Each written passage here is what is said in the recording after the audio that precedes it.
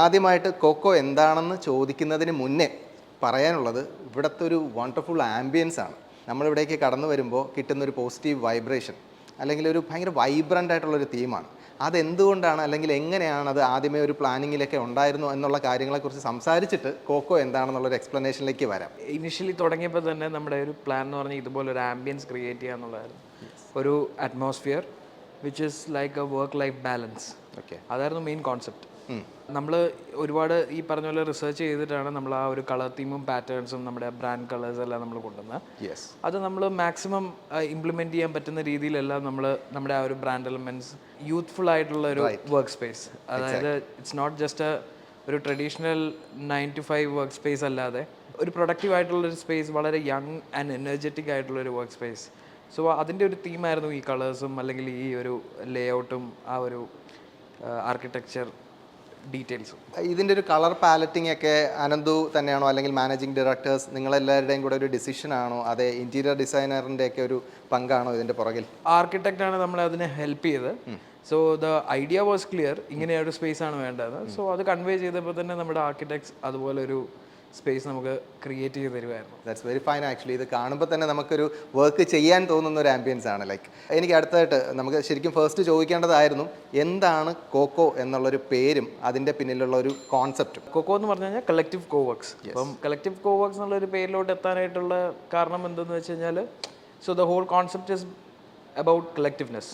അപ്പം വർക്ക് സ്പേസിലുള്ള അല്ലെങ്കിൽ professional as well as personal ആസ്പെക്റ്റിലും നിങ്ങൾക്ക് ഒരു ഗ്രോത്ത് ഉണ്ടാക്കാൻ പറ്റുന്ന ഒരു ഏരിയ, ഐ മീൻ ഒരു അറ്റ്മോസ്ഫിയർ ആയിരിക്കും, അല്ലെങ്കിൽ ഒരു ഇൻഫ്രാസ്ട്രക്ചർ ഓർ എൻവയോൺമെൻ്റ് ആയിരിക്കും കളക്റ്റീവ് കോവർക്സ് എന്ന് പറയുന്നത്.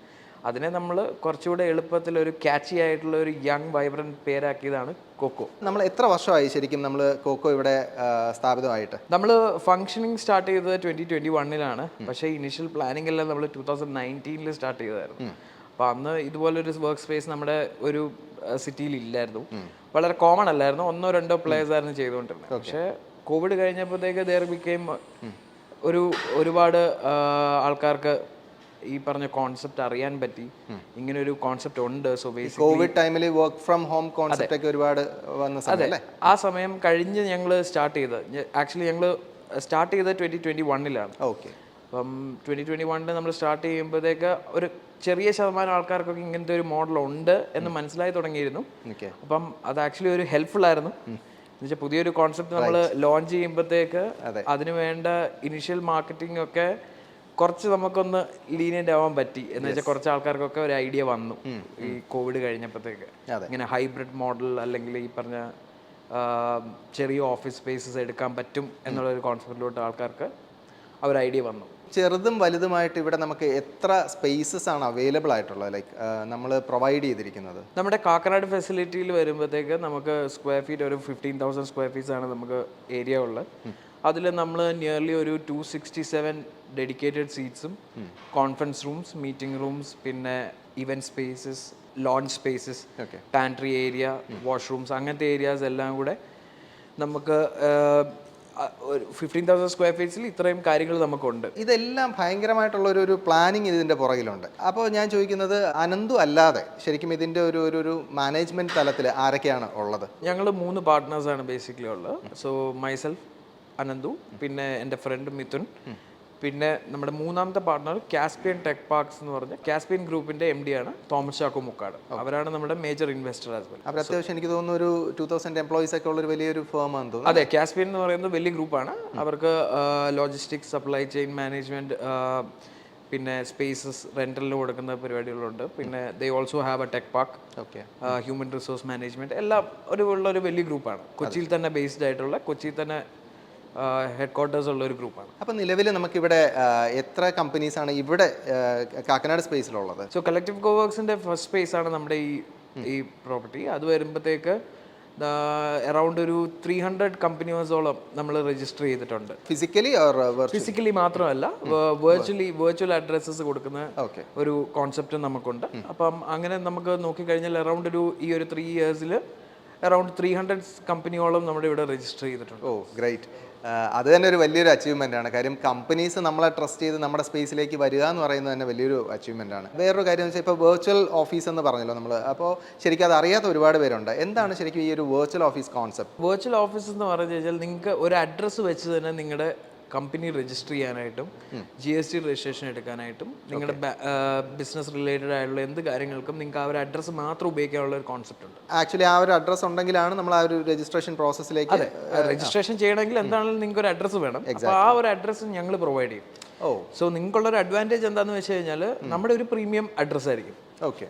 പല മൾട്ടിനാഷണൽ കമ്പനീസ് യൂസ് ചെയ്യുന്ന അഡ്രസ്സ് തന്നെയായിരിക്കും നിങ്ങൾ യൂസ് ചെയ്യുന്നത്. സോ ആ ഒരു അഡ്വാൻറ്റേജ് ആണ് നിങ്ങൾക്ക് കിട്ടാൻ പോകുന്നത്. ഈവൻ ഒരു സ്റ്റാർട്ടപ്പ് കമ്പനിക്ക് പോലും ഇത്തരം ഒരു ഫെസിലിറ്റി അവൈൽ ചെയ്യാൻ പറ്റും. അതെ, ഉറപ്പായിട്ടും. ഒരു ഇൻഡിവിജ്വലിന് വേണമെങ്കിലും അവരുടെ രജിസ്ട്രേഷൻ ചെയ്യണമെങ്കിൽ നിങ്ങൾക്ക് ഇതുപോലെ, ഫോർ എക്സാമ്പിൾ ഞാനൊരു സ്റ്റാർട്ടപ്പ് ആണെങ്കിൽ ലൈക്ക് ഞാനത് എനിക്ക് കോക്കോയുടെ അഡ്രസ്സിൽ എനിക്ക് എൻ്റെ കമ്പനി രജിസ്റ്റർ ചെയ്യാൻ പറ്റും. അപ്പോൾ അവർക്ക് മറ്റ് എന്തൊക്കെ ഫെസിലിറ്റീസ് ആണ് നമുക്ക് അല്ലെങ്കിൽ അമ്യൂണിറ്റീസ് ആണ് നമുക്ക് പ്രൊവൈഡ് ചെയ്യാൻ പറ്റും? സോ നമ്മുടെ ഒരു കമ്മ്യൂണിറ്റി ബേസ്ഡ് ഉള്ള ഒരു ഓർഗനൈസേഷനാണ്, ഒരു ഇൻഫ്രാസ്ട്രക്ചറാണ്. സോ ബേസിക്കലി നമ്മൾ ഒരുപാട് കാര്യങ്ങൾ നമ്മുടെ കമ്മ്യൂണിറ്റി ബേസ്ഡ് ആയിട്ട് നമ്മൾ ചെയ്യാറുണ്ട്, ഇൻക്ലൂഡിങ് പാർട്ടീസ്, ട്രെയിനിങ്സ്, വർക്ക്ഷോപ്സ്, ട്രിപ്പുകൾ, സെലിബ്രേഷൻസ്, അങ്ങനത്തെ കാര്യങ്ങളെല്ലാം നമ്മൾ ചെയ്യാറുണ്ട്. അപ്പം അതിലെല്ലാം നിങ്ങൾക്ക് ഒരു എൻട്രി ഉണ്ടാവും ബേസിക് ആയിട്ട്. പിന്നെ ഈ വെർച്വൽ ഓഫീസിൽ തന്നെ നമ്മൾ പ്രീമിയം പാക്കേജസ് ചെയ്യുന്നുണ്ട്. ആ പ്രീമിയം പാക്കേജിൽ വരുമ്പോഴത്തേക്ക് നിങ്ങൾക്ക് ഇൻ ഹൗസ് റേറ്റ്സിലായിരിക്കും മീറ്റിംഗ് റൂംസും കോൺഫറൻസ് റൂംസും കിട്ടുന്നത്, ഒരു ഡിസ്കൗണ്ടഡ് റേറ്റ്സിലായിരിക്കും. പിന്നെ നിങ്ങൾക്ക് വേണമെങ്കിൽ വന്ന് വർക്ക് ചെയ്യാൻ, ഫിസിക്കലി വന്ന് വർക്ക് ചെയ്യാനായിട്ടുള്ള ഒരു ഓപ്ഷനും നമ്മൾ അതിനകത്ത് കൊടുക്കുന്നുണ്ട്, പ്രീമിയം പാക്കേജിൽ വരും. അപ്പോൾ അവർക്ക് ഫിസിക്കലി വന്ന് വർക്ക് ചെയ്യാനെന്ന് പറയുമ്പോൾ ലിമിറ്റഡ് ആയിട്ടുള്ള ആൾക്കാർക്കാണോ? അതെ, ഇറ്റ് ഡിപ്പെൻസ്. നമുക്ക് ഒരു വെർച്വൽ ഓഫീസ് നമ്മൾ യൂഷ്വലി കൊടുക്കുന്ന ഒരു സീറ്റാണ്. ഈ സ്പേസിൽ നമ്മൾ ക്രിയേറ്റ് ചെയ്തിരിക്കുന്നത് നമുക്കൊരു സിംഗിൾ സീറ്റ് ക്യാബിൻ തൊട്ട് നിങ്ങൾക്കൊരു 20 പേർക്കുള്ള ക്യാബിൻ വരെ നമ്മളിവിടെ സെറ്റ് ചെയ്തിട്ടുണ്ട്. ഓക്കെ, റെഡി ആയിട്ട് നമ്മൾ സെറ്റ് ചെയ്തിട്ടുണ്ട്. പിന്നെ ഈ പറഞ്ഞ മാനേജർ ക്യാബിൻസ് ഉണ്ട്, അതായത് ഒരു 3 സീറ്റ്സ് ഒരു ഗസ്റ്റ് വരുന്ന അപ്പുറം രീതിയിൽ അങ്ങനത്തെ ക്യാബിൻസ് ഉണ്ട്, പ്രീമിയം ക്യാബിൻസ് ആണ്. പിന്നെ ഈ 10 സീറ്റേഴ്സ്, 6 സീറ്റേഴ്സ്, 8 സീറ്റേഴ്സ്, 7 സീറ്റേഴ്സ്, അങ്ങനെ പല സ്പെസിഫിക്കേഷനിൽ നമ്മൾ ചെയ്തിട്ടുണ്ട്. അപ്പോൾ ഈ സീറ്റിംഗ് കപ്പാസിറ്റിക്ക് അനുസരിച്ചിട്ടാണ് ഇതിൻ്റെ ഒരു താരിഫ് വരുന്നത് അല്ലേ? നമ്മൾ പെർ സീറ്റിനാണ് എല്ലാ കാര്യങ്ങളും പറയുന്നത്, because everything is included.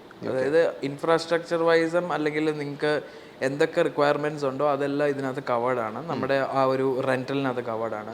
House keeping, security, maintenance, wifi, electricity, water bills, pantry services, unlimited coffee, tea, receptionist, HR related ആയിട്ട് ഹാൻഡിൽ ചെയ്യാനായിട്ട് ഒരാൾ, IT ഹെഡ്. അപ്പോൾ ഇത്രയും ആൾക്കാരുടെ സർവീസസ് എല്ലാം നിങ്ങൾക്ക് അവൈൽ ചെയ്യാം. അപ്പം എല്ലാം നമ്മൾ പെർ സീറ്റിനാണ് നമ്മൾ കാൽക്കുലേറ്റ് ചെയ്യുന്നത്. അപ്പോൾ അത് മാത്രമല്ല, എനിക്ക് തോന്നുന്നു ഒരു റിക്രിയേഷൻ ഏരിയാസ് ഒക്കെ ഉണ്ടെന്ന് തോന്നുന്നു അല്ലേ? നമുക്കിവിടെ ഡെഡിക്കേറ്റഡ് ആയിട്ടുള്ള റിക്രിയേഷൻ ഏരിയാസ് ഉണ്ട്. പിന്നെ നമ്മുടെ എല്ലാ സ്പേസും എല്ലായിടത്തും നമ്മളൊരു ഇൻഫോർമൽ ഏരിയാസ് നമ്മൾ കൊടുത്തിട്ടുണ്ട്. ഫുൾ ഫെസിലിറ്റി തന്നെ നമ്മൾ ബ്രേക്ക് ചെയ്ത് ഇൻഫോർമൽ ഏരിയാസ് കൊടുത്തിരിക്കുന്നതെന്ന് പറഞ്ഞു കഴിഞ്ഞാൽ ക്യാബിലിരുന്ന ആൾക്കാർക്ക് മടുക്കുവാണെങ്കിൽ വെളിയിരുന്ന് വർക്ക് ചെയ്യാം.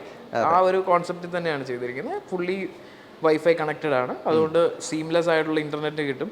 എവിടെ ഇരുന്ന് വേണമെങ്കിലും നിങ്ങൾക്ക് വർക്ക് ചെയ്യാം. മൺത്ലി ഒരു ഡെസ്ക്ടോപ്പാണ് ഉപയോഗിക്കുന്നത് മാത്രമേ നിങ്ങൾ ക്യാബിൽ ഇരിക്കേണ്ടതുള്ളൂ. ലാപ്ടോപ്പ് ആണെങ്കിൽ നിങ്ങൾക്ക് ഇതിൽ നടന്ന് വർക്ക് ചെയ്യാം. അപ്പോൾ എനിക്ക് തോന്നുന്നു ഇങ്ങനെയൊക്കെ ഒരു സംഭവം നമ്മൾ പ്രൊവൈഡ് ചെയ്യുമ്പോൾ പിന്നെ ഇവിടെ ഈ പറഞ്ഞ പോലെ ആർക്കാണ് വരാതിരിക്കാൻ തോന്നുക എന്നുള്ളത് കൊണ്ടായിരിക്കാം ഇവിടുത്തെ ഓൾമോസ്റ്റ് എല്ലാം ഫുള്ളാണെന്ന് എനിക്ക് തോന്നുന്നു അല്ലേ? അതെ, നമ്മളിപ്പോൾ കറന്റ് ഒരു 100% കപ്പാസിറ്റിയിലാണ് റൺ ചെയ്യുന്നത്. ഒരു 10% എപ്പോഴും ഇങ്ങനെ ചേൺ വന്നുകൊണ്ടിരിക്കും. നമ്മളെപ്പോഴും ഒരു കുറച്ച് ഏരിയ ഈ പറഞ്ഞ ഡെഡിക്കേറ്റ്, ഈ ഡേ പാസസ് എന്ന് പറഞ്ഞ കോൺസെപ്റ്റ് ഉണ്ടല്ലോ, അതായത് 1 ഡേ സിംഗിൾ ഡേ ഒക്കെ വന്ന് യൂസ് ചെയ്യാനായിട്ട് വരുന്നവർ. അപ്പോൾ അവർക്ക് വേണ്ടി നമ്മളൊരു ചെറിയൊരു പോർഷൻ എപ്പോഴും മാറ്റി വെക്കും. സോ ദാറ്റ് ആ ഒരു ഫ്രഷ്നെസ് എപ്പോഴും വരും, പുതിയ ആൾക്കാർ വരുന്നതിൻ്റെ ആ ഒരു ഫ്രഷ്നെസ്. കറക്റ്റ്. വൺസ് അവർക്ക് വന്നു കഴിഞ്ഞാൽ പിന്നെ ചിലപ്പോൾ എനിക്ക് തോന്നുന്നു പിന്നെ ഇവിടെ വിട്ട് പോകാൻ തോന്നില്ല, അവരവരുടെ ടീമുമായിട്ട് കുറച്ചുകൂടെ വലിയ സ്പേസ് എടുക്കും എന്ന് തോന്നുന്നു അല്ലേ? അതെ. നമ്മുടെ ഇവിടെ വന്നിട്ടുള്ള ആരാണെങ്കിലും ഇപ്പോഴും കമ്മ്യൂണിറ്റിയിലൊക്കെ മിക്കവാറും ആക്റ്റീവ് ആയിരിക്കും. നമ്മുടെ എന്തെങ്കിലും ഇവന്റ്സ് വരുമ്പോഴത്തേക്ക് അവർ ഇങ്ങോട്ട് വരും. ഇവിടെ സ്പേസ് ഇല്ലെങ്കിൽ പോലും അവർ വന്ന് പാർട്ടിസിപ്പേറ്റ് ചെയ്യും. അപ്പോൾ അങ്ങനെ ആ ഒരു ടുഗദർനെസ് ഫീൽ ചെയ്യാറുണ്ട്.